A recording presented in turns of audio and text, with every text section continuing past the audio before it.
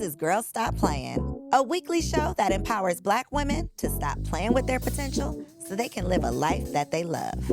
I'm Koereyelle, your favorite homegirl, and I'm on a mission to help Black women make the money and get the honey. You can have it all as long as you're willing to work. Welcome back to another episode of the Girls Stop Playing podcast. It's your favorite homegirl, Koereyelle, here to encourage you to stop playing with your potential and start working for what you want in life and in love. You already know that I believe you can make the money and you can get the honey. You can have it all as long as you are willing to work. And today I got a working woman joining me not in the studio. I wish she was in the studio, but we are here at Girl Stop Playing. Nonetheless, we got Felecia Hatcher in the building. Welcome. What's up, Koereyelle? First of all, I can't tell you how much I love the name of your podcast because women really need to stop playing. Listen, women really need to stop playing, and the work that you are doing are really providing them with the resources and the platform and the connection to do just that. So introduce yourself. Okay, we got to make sure we put some respect on your name. So for the people who are not familiar, who is Felicia? Yeah, my name is Felecia Hatcher, Miami-based entrepreneur, CEO of Pharrell Williams Black Ambition Opportunity Fund, as well as I spend my days getting to help people find their genius, monetize their genius, and then fund their genius with Black Ambition. Find and fund. Listen, a lot of the emphasis is always on finding your purpose, but your purpose does not always pay you. Your purpose does, and usually, even if it does eventually pay you, it usually doesn't pay you up front, at the beginning. And so the fact that you have created this resource as a solution to these horrible statistics that we are always hearing about, we just got to, give you your flowers for doing this work. I know that it is at this point, people are putting respect on your name. You are getting opportunities and you're getting recognition and all of this stuff. But I'm sure when you first started doing this work, it was tireless. It was probably thankless. People probably didn't even understand why you wanted to dedicate your life to doing this work. So I just want to start out by commending you for doing the hard work so that it can lighten the load for other women. I appreciate that. And I think you only get to that resolution to do those things because people did it before me, right? And so whether you get to meet them in your lifetime or not, we only get to do what we do because of the people that come before us. And so I always wake up in the morning, in the business world, we talk about ROI, so return on investment. And I also prioritize ROS, return on sacrifice, right? There's so many people that sacrifice and sometimes the ultimate sacrifice, right? For us to be able to be here and do what we do. And so it's our obligation to do what we do at the highest level and bring people along with us in the journey. And that's why I get to do what I do. So take us back to pre-Black Ambition Prize. What were you doing? And I mean directly, right before this, What was that step? I was going to say, how pre are we going? I co-founded an organization with my husband called the Center for Black Innovation. And then we also ran a conference called Black Tech Week. And so that was the work that I was doing right before Pharrell's chief of staff asked me to come and lead Black Ambition for him, which was an organization he founded 4 years ago. And so we were putting on a big Black technology conference. We were the first to kind of make sure, not even kind of just make sure the Black community was an active participant and a financial beneficiary of the tech ecosystem, and built that in Miami, and really kind of the first in the state of Florida, and really helped a lot of young people get introduced to coding, educators, and then find funding and then job opportunities in the tech space. And then we took that to 8 other cities across the United States and built a co-working space, had 2 babies in all the middle of that as well. And so that was the work that I was doing for 7 years, right before Black Ambition. So I asked you that because I'm sure if people don't actually ask this, I know people be wondering, how did you get connected with Pharrell? How did that connection come together? But it was what I thought it was, which was your work was doing the work. Your work was speaking for itself. And I'm assuming, you correct me if I'm wrong, but I'm assuming it was your work that made the chief of staff reach out to you and not necessarily just, I do believe in don't get me wrong, I do believe in it's all about who you know and who knows you. But I also Yeah. think there is just so much emphasis that needs to be put on the work that you do outside of like trying to make a name for yourself and trying to connect with the who's who and trying to be on this platform and get all these followers. Truly doing the work Yeah. is usually the recipe. Yeah, it's really a combination of everything that you said, right? And so I think we have all these really prolific sayings that are kind of incomplete. So it's definitely who knows you, who do you know, but do they know what you do and that you can produce results and solve problems for them? I think is the other part that people don't like complete the full cycle of that. And so you can have all the best connections in the world, you can have all the best following, but if people don't know that you are a solution to their problems, or that you were a vessel or a conduit, and the thing can't happen unless you are part of it or involved in it, you're touching it, you're advising it, then it doesn't happen for them. And I think when people are creating content, when they're building their personal brands, that's the thing that they also have to make sure that they're communicating more than anything. And then being a social entrepreneur, and being a very like high profile and visible social entrepreneur, but then also my husband and I starting at a time where we didn't have any connections in Miami. Neither one of us were from Miami. And you have to get to a point where you create a formidable force around who you are and when you walk in the room. Why? Because when you're advocating on behalf of people, especially when you're talking about those that are underrepresented and under-resourced, and getting them the funding that they need when everyone is dismissive, everyone is not trustworthy of Black people and dollars. Like I can go on and on and on about all of that all day long. And so you do need to make sure not only are you building a brand, but you are also building a formidable force that people understand that like they cannot disappoint you and they cannot disappoint your community and your tribe. Otherwise they got some answering to do, right? And it's going to hurt in the answering, right? And so those are things that we learned along the pathway, but it did not have connections when we first started. It had a lot of passion, and you cannot take passion to the bank. They don't cash that check. I know that for sure, right? And but then I just knew there was such a bigger calling on what we needed to do. And a lot of that, I think, when people go down this path is you're starting the thing that you wish you had when you started, right? And so as an entrepreneur, not having community, not feeling like there was a voice that advocated for me. I remember my husband and I got our first like VC investment. I didn't have an uncle that was a lawyer that could review my term sheet. I didn't have any friends that had received significant investment for their food business before. And so it feels very isolating because I think when you look at other communities, well, you can go talk to the uncle that's the lawyer or the banker, or they know someone. And my dad had at that point been in business for over 20 years, and he thought it was a scam because why? There's so many predatory financial everything that happens into our community. And so we enter entrepreneurship, and sometimes we get the right opportunities, but we feel like it's going to be this other predatory thing that's going to happen to us. And sometimes we don't take advantage of it, or we don't know how to say yes or no to it as a result of the unhealed financial trauma that has happened to so many of us. Man, you said so much. It's so many like residual, there's so much residual impact to like post slavery America. You know, it's just so many things that we deal with that you don't even know that it's linked to slavery until you are, you know, in it and feeling it and trying to figure out why are we so far, you know, such at such a disadvantage than other cultures and other communities. And I was actually reading about a study. A professor did a study because he was noticing that the Black children, the Black students in his class, it was a college professor, Black students in his class were failing at an alarming rate. They were just as bright. They had, you know, the same intelligence as the other group that he was paying attention to was the Asian students, the Asian population in his class. And when he really started to like really study their study habits, he learned that the Black students weren't necessarily failing. They were leaving. They were dropping out of frustration because the Black students lacked community.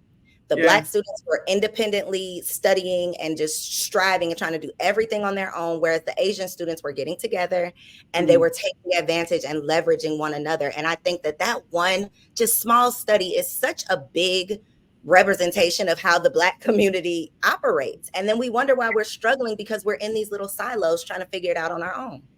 Koereyelle, I feel it's a little bit, I know the study that you're talking about, but I feel like it's a little bit more nuanced than that, right? Because as Black people, we are communal, right? Like that is literally how we are for generations, right? Like you think of how we transferred language and story and tradition or through griots, right? People centering around this one person that was the share of information and the share of legacy. You think about like how we like even how we commerce, like we commerce different, right? Like we the nucleus of Black business is centered around the Black church, where we all come together every single Sunday and from all different walks of life. And business actually gets done. It just doesn't get lauded and talked about in the way that it should. And so where I think the mistake happens is not that we aren't communal. What we have been told is that we have to know all and be all. And that is the problem. And so what you see on other instances in other communities, I think what's the biggest eye opener, like post college for most people, is that you are not expected to know everything, right? You're not expected to memorize all these things. It's how resourceful can you be? If you were not the person with the answer, then go out and find it. And that's something that I had to personally unlearn. And it's something that I think all the entrepreneurs in any of the programs that I've run, it's constantly helping them understand that like you got to zero in on your personal zone of genius. And it is okay to go out and ask for help. It's actually the biggest sign of strength as opposed to it being told that it's a weakness. So I think for us in our community, it's not that we're not communal and it's not that we don't share, because we do. It is the fact that we have been told things that have been counterintuitive to us over and over and over again. And that's what shows up. It's like, you got to know everything. If you go ask that person over there that clearly keeps raising their hand and know all the answers, you're going to be seen as weak. You got to know and remember. And that's not the case. We know that's not the case. And so how do we develop stronger teams is the real reality of what we need to figure out. And how do we disassociate weakness with asking for help is the other thing. And I know that firsthand as an entrepreneur, because I burnt out twice as an entrepreneur. I don't wish burnout on my worst enemy. And I feel what does like that look like, Felicia? Mm-hmm. What does burnout look like? So I had this conversation with someone recently at a retreat because the person was saying that they were burnt out, right? And when they start describing how like burnout, I was like, oh, baby girl, that is not burnout like at all. The best way I can reference burnout is because I was I have two kids, a 10-year-old and a 5-year-old. Both my kids were born as micro preemies. And so it was a long, long journey. My daughter was born at almost 24 weeks and weighed 1.4 pounds when she was born. And so we spent 4 months. They are healthy and thriving now. They're healthy and thriving. I mean, we're it's still a journey, but not nearly as significant as in the beginning. But I raise that because I had postpartum depression twice. I did not realize it was postpartum depression. Why? Because I think our hospital systems and our doctors do a really piss poor job in helping women, especially Black women, identify what postpartum is. You go to your first doctor's appointment, they hold up 5 smiley faces, and you're supposed to pick one on how you feel. Postpartum may have not even hit you by that time. And so what I realized and why I bring that up and why I felt like it was similar to me is because it literally starts to seep into the fabric of who you are, right? Like you don't want to get out of the bed. You don't want to do the things that you normally love to do. You can get short-tempered. You're highly emotional. Anything and everything makes you cry. But like there is just this embodiment of this thing that kind of covers you, doesn't really suffocate you, but it just stops you in your tracks and you disassociate with any and everything that you really kind of care about. And to me, burnout professionally happened a lot in the same way. It's not a brick wall all at once. It literally just kind of seeps. I don't want to answer that email. I don't want to go to that meeting. Like I love that client, but like every single thing they send to me, I cannot stand right now. The ideas that usually flow to me are not flowing anymore. And like those are the signs of it starting to creep up. And then you get to a point where it's a brick road and you can't do anything. And you can't be who you are or who you've always been for anybody around you. But more than anything, you can't be any of that to yourself. And so I make that comparison. I don't know if people will like push back on that, but I know in my body, they felt the same way. Just one was very personal and then one is on the professional side. And it can happen for both, but those were the two different instances in which it showed up for me. And so I say that because I think people throw around burnout so much now. And I'm like, no, you're tired. You're misaligned. Go take a break, right? Like realign your calendar and see if it's just exhaustion, or misalignment, or are you truly on the road to burnout? Because those are two different things. And a nap can make you feel much better. A nap from burnout is not going to make you feel better. And that's how you start to know and I'm not a medical professional. I'm just a person who personally experienced it and the nuances of that over the years of running businesses and organizations. People don't talk about postpartum enough. People don't talk about, I am of the belief that everybody experiences postpartum is a period after you have birth. So yes, we all go through postpartum, but I am of the belief that everyone physically, mentally, emotionally, spiritually goes through that transition, that uncomfortable transition. It affects us all in different ways, and it affects you differently with each child. With each birth, it can be a different experience. But I just don't think as a community, you talked about, you mentioned the hospital system, but just people, we don't talk enough about it. We don't give ourselves or one another grace. There are very few solutions. The way that, women are expected to just go right back to work, just drop that baby and get on out there. I mean, all of it is just insanity. So to add the uncertainty of entrepreneurship in the mix, it's like a recipe for disaster. If you don't, if you're not prepared for it, which a lot of people are not. So how did you get yourself out of burnout? Because, and I don't know if it's just my timeline. You tell me about your timeline, Felicia. But on my timeline, the people are burnt. Okay. Yeah. They are, I have not, and I'm saying this jokingly, but it's really not funny. The number of people that I've seen like closing their businesses down, like, forget this, I'm going back to get a job. I mean, just the sadness, the stress. This is just a crazy season that we're in. So for people who are in that season right now and may be on the brink of burnout, what worked for you, or what can you offer to them? Yeah. So a few things, right? And my few things. I'm taking a woosah because I'm having so many conversations with entrepreneur friends and then entrepreneurs that I support that are in the middle of it, touching the hem of burnout. Like it's so many, right? What was a big realization around this was the height and the beginning of the pandemic. And it took a global pandemic for many of us to get the rest that we needed. And I was just like, we have to really kind of listen to that, right? Like the world is literally falling apart. And you have entrepreneurs, you have innovators, you have creators saying, this is the most stillness that I've received. This is the most time I've actually spent in my home. This is the most time I've spent with my kids. This is the most time I spent with my family. This is the most time I've actually spent with myself and my thoughts while the rest of the world was falling apart. And that has to be a big red flag about what has been brought into entrepreneurship, the grind and the hustle that is not sustainable, the lack of sleep, right? And I love the sleep ministry on Instagram because I had to stop that. Like there was a time where people just bragged about like, I only got 2 hours of sleep. No, if I do not get my 8 hours, do not talk to me. I am not a friendly person. And I had to realize that about myself. Right. And then I think in this culture, especially in this tech and startup culture, which I spent most of my career, it was almost like you would get to South by Southwest or Afrotech or any of these conferences, and you're almost kind of swapping notes about how exhausted each other was and kind of almost one-upping it. And I went to a conference last year called Mind Valley. It's all like spirituality and like really interesting conference. But I spoke there, it was really cool. And I remember saying to someone, they were asking me like, how are you doing? I was like, man, I'm running on fumes. I bet you are too. And they're like, I'm not. And I was like, huh? And they're like, yeah, I'm not. Like, I feel very centered and I feel very relaxed, getting ready to go. And it was just one sentence that kind of took me out of a loop because I am used to comparing exhaustion for exhaustion with my friends that are doing this work with me.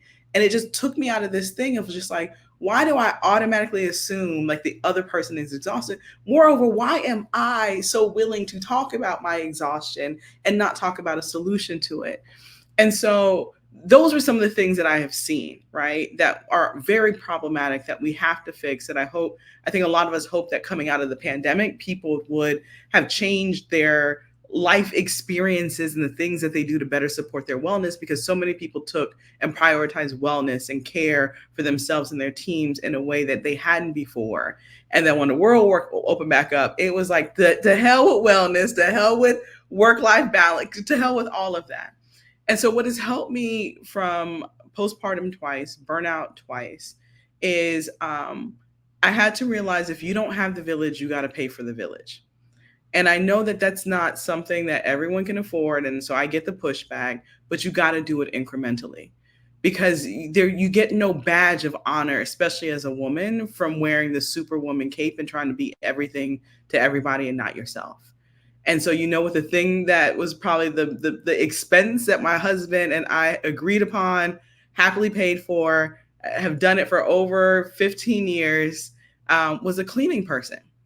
And I remember the first time we got a cleaning person, because we were fighting about everything that had nothing to do with what the issue was like, who gonna clean that thing after both of us have been in the office all day?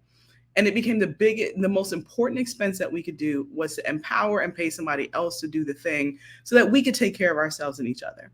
And that was our first entree into outsourcing. Then it was just like, okay, can we outsource it? Like, what else can we free our time with? Because time is a commodity that none of us get back. Then settled in the guilt around that, because I got a Jamaican mother. It's just like, you can do that yourself. You need to do that like your husband. I was like, my husband heavily pays the bill for the cleaning person, because he realized it's not only a benefit to his wife, it's a benefit to him as well. And so what else can we do so that we stay in the pocket of our genius? And you know what? We empower another person who's that thing that is not our genius is their genius. And that's how we started to build the support that we needed, right? Childcare and babysitting. And we retired my mom almost 2 years ago. And so she helps us full time. Like, these are the things that we had to make family and business decisions around in order to not burn out, but also be able to step into who we needed to be to super serve people. I don't do it all on my own. I have a fantastic team at Black Ambition. I have a fantastic husband.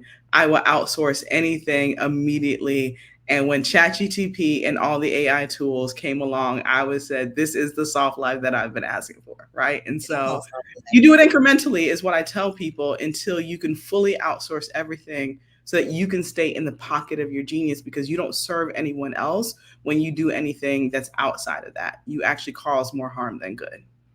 So what is this pocket of genius? Where is this zone? How do I get to the zone that everyone is talking about? Like, where is this?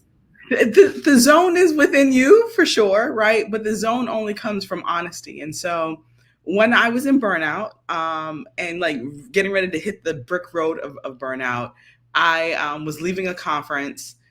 I was leaving Miami, going to San Francisco in 24 hours, and I needed to be in Kentucky. Was raising money for our organization. Got there, killed the meeting, was packing up because I needed to be in Kentucky like later that afternoon. Your body is always going to tell you it's creeping up. It's telling you. And Martha Beck has some phenomenal work around body compass, because most of us are making 30 to 40,000 different decisions every single day. And we are no longer in tune with our intuition and like our bodies being able to tell us the decisions that we should make.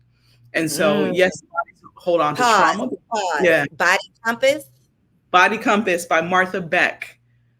Writing it down. Go ahead. Please. And so it's a process that you go through to calibrate your body to actually help you make better decisions. Your body's always going to tell you the truth. Your mind is going to lie to you. It's a beautiful, brilliant mind, but it's logistical. It can justify anything that you need to do. We know that the boyfriend or the girlfriend that people had that you're like, that person is not good for you, and you still made that phone. That's your body and your mind being out of alignment, right? And so body compass work is really, really important. I end up leaving that conference, getting to my hotel, and just start gushing in tears, crying. It wasn't tears of sadness. It was literally exhaustion leaving my body. I tell you that story because I had been walking around with this book by Gay Hendricks called The Big Leap for maybe about 6 months, maybe even close to a year. Had took the picture on for Instagram. I'm reading this book, but I hadn't really read the book, right? And the Bruce Lee quote, "When the student is ready, the teacher appears." I had not been ready at any point to be still enough to listen and like read what and receive what that book had to say. And there's two big lessons in that book, but I've really kind of centered my work around the zone of genius because it was one of the most transformational things that happened to me. Was like, okay, there's the zone of incompetence, there's the zone of competence, there's the zone of excellence, and there's the zone of genius. The only way you get to your zone of genius is going through that process of elimination, of identifying what are the things that are in my zone of competence. I'm incompetent. I have no business doing them. I suck at doing these things. Why am I saying yes to these things that I suck at? Stop doing them.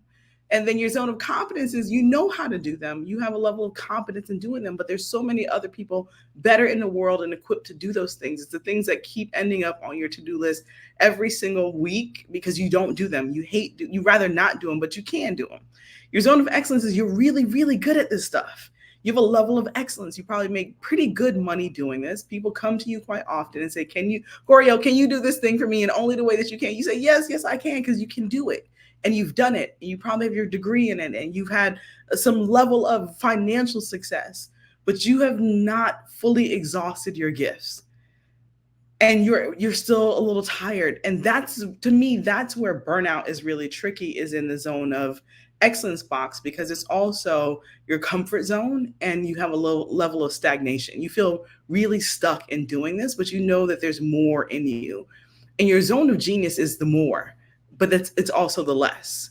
And so you get to show up in the highest version of yourself in your zone of genius, but you're no longer exhausted because you enter something called the kazen, which is Japanese for the flow state.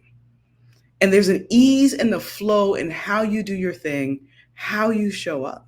And you have an insatiable desire to continue to learn more, because when you're in your zone of genius, you don't know everything. You don't need to know everything, but you know your stuff. But you also have an insatiable desire to continue to learn, because genius is a practice.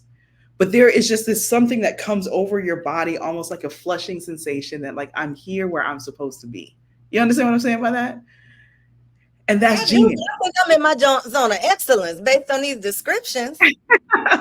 You might be. And you gotta go. And so people will ask me, like, Felicia, like, what is my zone of genius? I'm like, did you go through the quadrant to identify the other three things? Because as adults, we pick up, like Erykah Badu, the bag lady, we pick up all these bad habits. We pick up yes culture. And especially as women, we say yes to everything. Whether we can do it or not, yes, baby, because I don't want to disappoint you, right? Or yes, friend, I don't want to disappoint you. And so you cannot grab hold of what your genius is so that you can step into the pocket of it and only work in it all the time if you haven't identified what the other three are.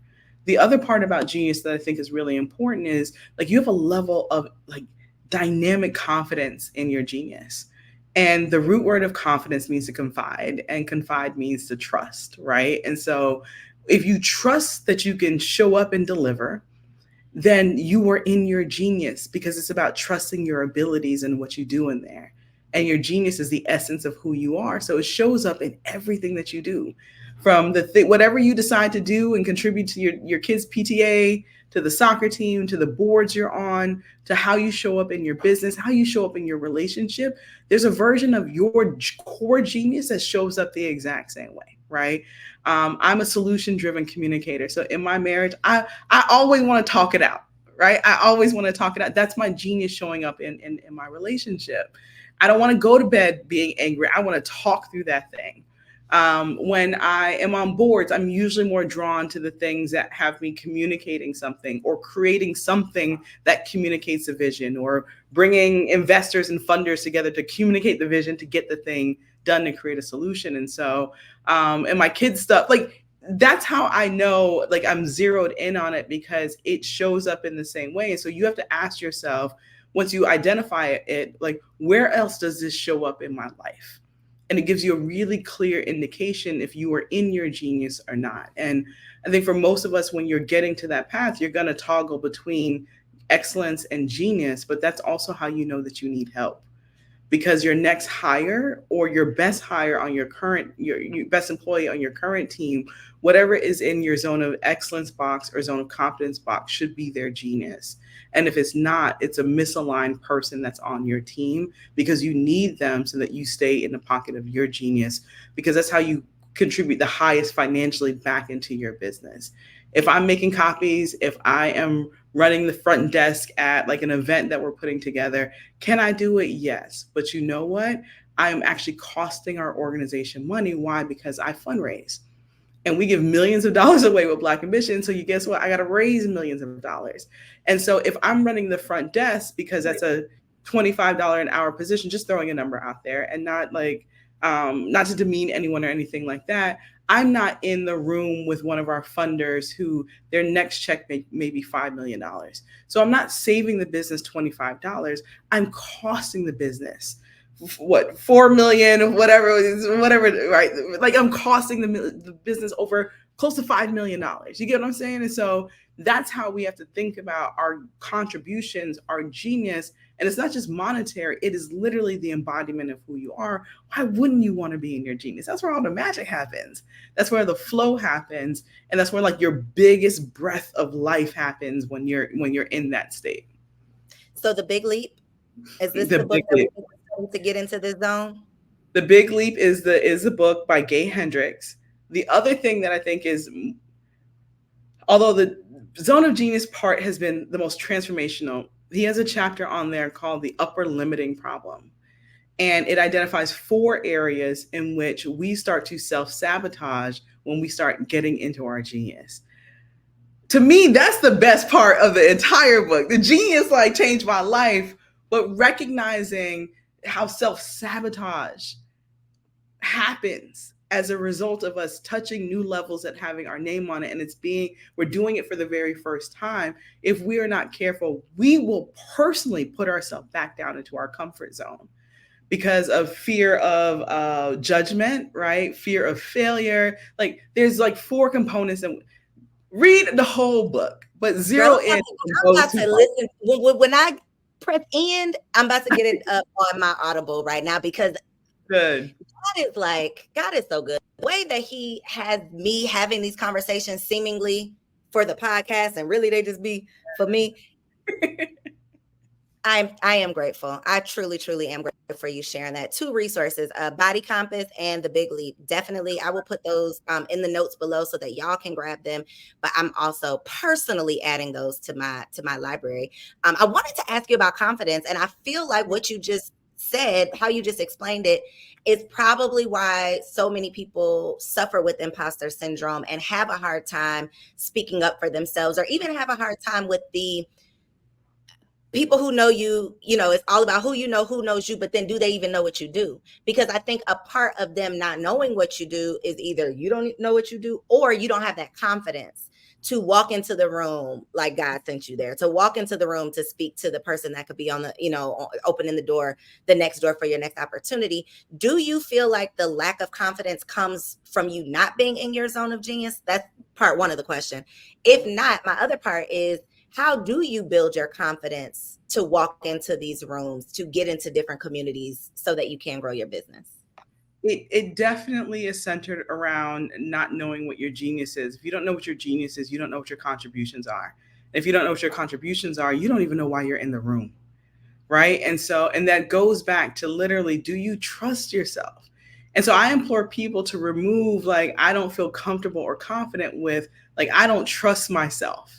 Because when you start saying that, it automatically changes. No one wants to say that, right? And you're like, man, it's just saying, like, I don't feel that confident in this room right now. I don't trust myself in this. Then you're like, well, what do you mean you don't trust yourself, right? Like you literally start answering your question by just replacing it with the root word of what confidence actually means. Hell yeah, I trust myself. Why do I trust myself? Because I have a track record of success in these areas. And so sometimes it's literally doing a brain dump of any and everything you've done, from like being a corporate baddie to like your dance recital when you were 6, like everything, and putting that in a place where it's either on the notes section of your phone or somewhere tied to your desk. So in those moments where your confidence and trust in yourself is wavering, you can look at it and literally remind yourself of who the heck you are. Like I cannot implore that. I cannot stress that enough, because there are those moments. And I think imposter syndrome is a few things. I think it's a temporary lapse in judgment and of who we are, right? Like you just forget like who you are in this moment. Sometimes, at least Nichols calls it, like we get into a room and we check the temperature, and it feels too warm. It feels too hot in that room. Like everybody's popping. Well, who am I? Who you said you are, and who you always have showed up to be, and how you have always delivered. The last thing I'll say about imposter syndrome, and it's my personal reframe on imposter syndrome from someone who suffered from imposter syndrome until I started reminding myself who I was over and over again. It's not an ego thing. It is a comfort in your skill set that you can deliver, right? But some of us will, once we found out what the term was for what we were feeling, imposter syndrome, start wearing it on our sleeves and our body like a badge of honor. Like I remember walking into a room to teach a class on imposter syndrome, and people like, I got imposter syndrome. Everybody, I got me too. And I'm just like, but it's not anything to brag about. We got to be very careful about the language that we say to ourselves. You're telling yourself over and over again, you are an imposter. And guess what? If you feel like you are an imposter, you are, because you are pretending to be a nobody. You're pretending to be someone that has nothing to contribute. You're pretending to be the person in the room that has nothing to say, no solution. Like we are pretending to be no one. So that's why you feel like the imposter, because you are somebody. You are someone very significant that can contribute, that can solve that problem. But every time you tell yourself you feel like you crouch down, then yes, you are being an imposter, because you're pretending that you have nothing to contribute. And so if you reframe it that way, you stop wearing it as a badge of honor. And I know it's a psychological phenomenon where high performing women, can't like internalize their success. But at some point, you got to stop internalizing all the failure and all the noise and internalize who you have always been. And that way you can remove yourself from imposter syndrome and just say, like, I am someone who's stepping into new levels that have my name on it every single day. Yes, it's uncomfortable because I've never been here before, but I'm only here because of what I've done.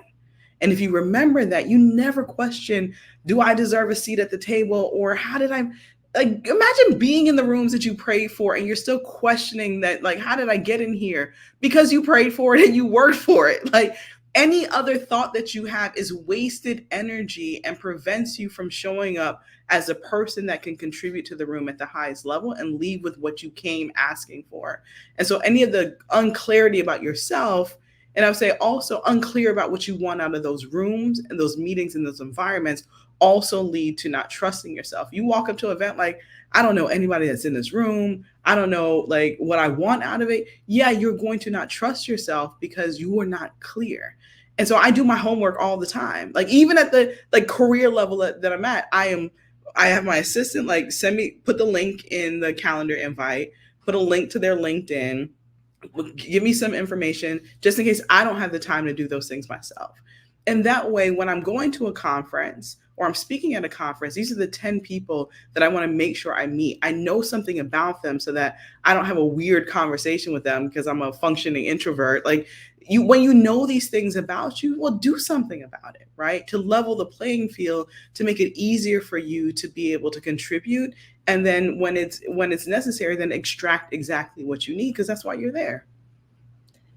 I should just drop the mic and just close my laptop at this point, because what you are an imposter because you're pretending to be a nobody. Mm-hmm. Baby, that was all I needed to hear.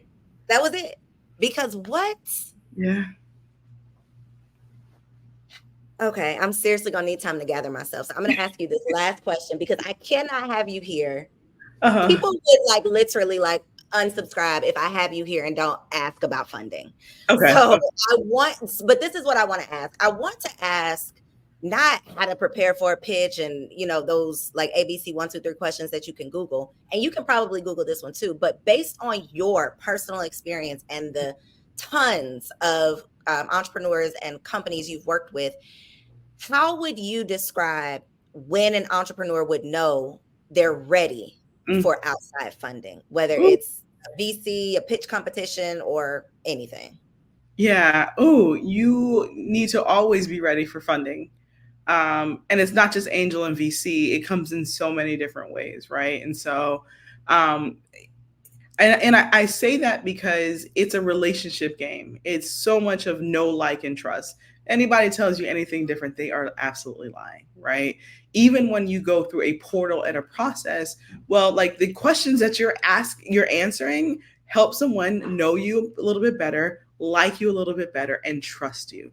And if there is no trust, there is no transaction. Like, don't let anyone tell you anything different. It doesn't matter how it's coming. There's all these alternative sources of funding, but it all plays out the exact same way, right? Your credit score shows your trustworthiness with money, right? Like your track record, your career, even if it's in corporate leading to entrepreneurship, that builds a level of trust. Like, oh, this company trusted you. Well, that gives we can extract a little of that trust into this new relationship.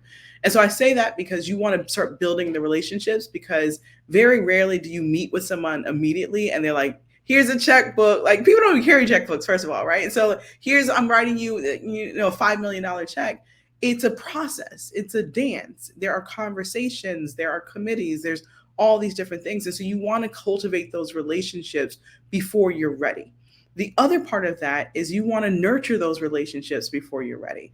Because as a funder, as an investor, you are a human being, but people come to you all the time as only looking at you as a big check. And so the person that checks in with you, like, it's Mother's Day is coming up. We talked about that right before we went live, right? Like, who's going to check on, just send me a text, Happy Mother's Day, Felicia. It's the simplest thing to do. It doesn't cost you anything. But you know what? The next time that person calls me, I'm not going to ignore their call. Like, man, they only calling me because they need something. We've all been in that situation. And more than anything, you don't want to be the person on the other end that's being ducked and dodged because you haven't nurtured the relationship and you're only calling them for something that you need. They're there for the thing that you need, but they're human beings, right? These are some ancillary things that I'm talking about as that's different from like the structural stuff. But these are the things that I think are foundational that people get wrong all the time. Build a relationship before you need the money. Continue to nurture the relationship. And then, for the life of me, once you get the check, continue to nurture the relationship. Why? Because it's much easier for you to double back to that original funder that believed in you for the first time, or was it there for you in the beginning or at different stages of your funding need, than it is to go and spark a whole new relationship. But guess what? They got other relationships too that have deep trust because they are money people. Wouldn't it be easier for you to just go back to that person and ask them to make a very warm introduction for you? Yes. But so many of us don't nurture the relationships after the fact, right? The holidays make it so easy. Holidays make it so easy to reinvigorate an old relationship. You didn't talk to the person throughout the entire year.